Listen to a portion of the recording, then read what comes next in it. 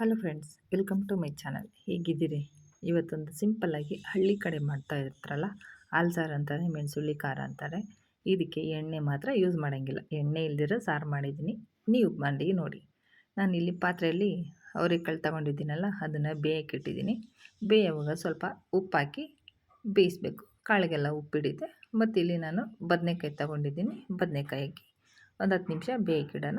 ಇಲ್ಲಿ ಮಸಾಲೆಗೆ ನಾನಿಲ್ಲಿ ತೆಂಗಿನಕಾಯಿ ತೊಗೊಂಡಿದ್ದೀನಿ. ಅಕ್ಕಿ 2 ಸ್ಪೂನ್ ಅಕ್ಕಿ, 1 ಸ್ಪೂನ್ ಖಾರ ಪುಡಿ, ಅರ್ಧ ಸ್ಪೂನ್ ಅರಿಶಿನ, 1 ಗೆಡ್ಡೆ ಬೆಳ್ಳುಳ್ಳಿ, 2 ಸ್ಪೂನ್ ಮೆಣಸು. ಈ ಎಣ್ಣೆ ಏನು ಬೇಡ ಫ್ರೆಂಡ್ಸ್ ಈ ಸಾರಿಗೆ. ಈಗ ಇದನ್ನು ಚೆನ್ನಾಗಿ ನುಣ್ಣಗೆ ರುಬ್ಬೇಕು. ನಾವು ತಗೊಂಡಿರೋ ಮಸಾಲೆ ಐಟಮ್ನ ಚೆನ್ನಾಗಿ ರುಬ್ಬಿ ಇದ್ರ ಜೊತೆಗೆ ಸ್ವಲ್ಪ ನಾವು ಬೇಯಿಸಿಟ್ಟಿರ್ತೇವಲ್ಲ ಅವರೆಕಾಯಿ ಹಾಕಿ ರುಬ್ಬಬೇಕು. ರುಬ್ಬಿರೋದು ಸೈಡ್ಗಿಟ್ಟು ಅವರೆಕಾಳು ಬೆಂದೈತೇನೋ ನೋಡಿ. ಅವರೆಕಾಳು ಬೆಂದಾದಮೇಲೆ ನಾವು ರುಬ್ಬಿರ್ತೀವಲ್ಲ ಮಸಾಲೆ, ಅದನ್ನು ಹಾಕಿ ಒಂದು 10 ನಿಮಿಷ ಚೆನ್ನಾಗಿ ಕುದಿಸ್ಬೇಕು. ಈ ಟೈಮಲ್ಲಿ ನಿಮಗೆ ಉಪ್ಪು ಬೇಕಂದರೆ ಉಪ್ಪು, ಖಾರ ಬೇಕಂದರೆ ಹಾಕ್ಕೋಬೋದು. ಇದಿಷ್ಟು ಹಾಕಾದ್ಮೇಲೆ ಇಲ್ಲಿ ನಾನು ಒಂದು 2 ಸ್ಪೂನ್ ಮಾತ್ರ ಹಾಲು ಹಾಕಿದ್ದೀನಿ.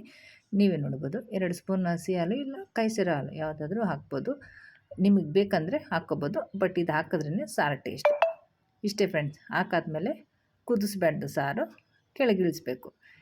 ಈ ಸಾರು ನಿಮಗೆ ಇಷ್ಟ ಆದರೆ ಲೈಕ್ ಮಾಡಿ. ಹೊಸಬ್ರು ನೋಡ್ತಾಯಿದ್ರೆ ನನ್ನ ಚಾನಲನ್ನು ಸಬ್ಸ್ಕ್ರೈಬ್ ಮಾಡಿ. Thanks for watching. ನೀವು ಟ್ರೈ ಮಾಡಿ.